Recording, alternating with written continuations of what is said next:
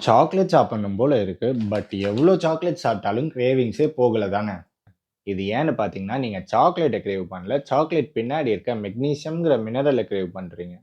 அத நீங்க உங்க பாடிக்கு குடுக்குற வரைக்கும் இந்த சிக்னல் ஸ்டாப்பே ஆகாது. அதுக்குன்னு கடைக்கு போய் 10 சாக்லேட் வாங்கி சாப்பிட்டாலும் இந்த கிரேவிங்ஸ்லாம் போகாது. ஏன்னு பார்த்தீங்கன்னா, இந்த சாக்லேட்ஸ்ல மெக்னீசியமே இல்ல. ஏன் இதெல்லாம் சாக்லேட்ஸே கிடையாது. வெறும் சுகர் அண்ட் ஆயில் தான். அதுக்கு பதில் உங்க பாடிக்கு இத குடுங்க. 70 to 90% dark chocolate, almonds, pumpkin seeds. இல்ல இத விட பெட்டரா ஒண்ணு வேணுமா? இருக்கு. எடுத்துக்கோங்க. ஆல்மண்ட்ஸ் அண்ட் பம்ப்கின் சீட்ஸ் எடுத்து ரோஸ்ட் பண்ணிக்கோங்க. அதுக்கு மேல சாக்லேட்ட ஹீட் பண்ணி டாப்பிங்கா ஆட் பண்ணிக்கோங்க. கூட கொஞ்சம் ரா கக்கோ பவுடர் ஆட் பண்ணிக்கோங்க. இதுல கொஞ்சம் ஹனி சேர்த்து மிக்ஸ் பண்ணீங்கன்னா, இது சாக்லேட் கோட்டட் நட்ஸ் மாரி ஆயிரும். இத ஃப்ரிட்ஜ்ல வச்சு நீங்க ஃப்ரீஸ் பண்ணியும் சாப்பிடலாம்.